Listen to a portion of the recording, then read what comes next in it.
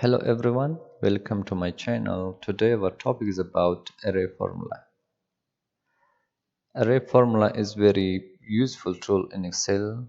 So it has many benefits. So the first one, like whenever we use this formula, we cannot bring changes to one cell. For example, I'm going to apply here. In this case, I have to select the entire array. After that, equal sign. After that, I want to multiply my total to the tax. So I should select the entire range, multiply by 5%.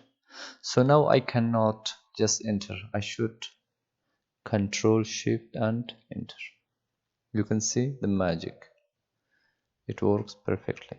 And now you can see when I want to delete this, I just press delete. You can't change part of any array. Okay, so but I can delete all of this, so I should select all of this and delete. So I just Control Z this. So here another example. In this case, I want to find the total of this. So first of all, I go in basic way. So I just type here equal sign, quantity multiply by price and enter.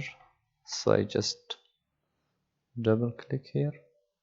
You can see my total is $78.4.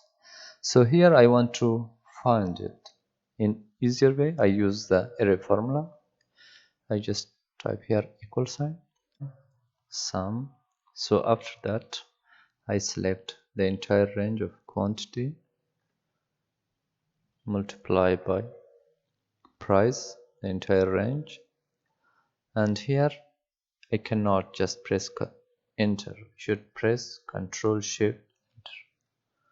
You can see this amount is the same as this one, so it really accelerates our work. And here when we come to see the formula, you can see so it's totally different with other functions or formulas we use in Excel.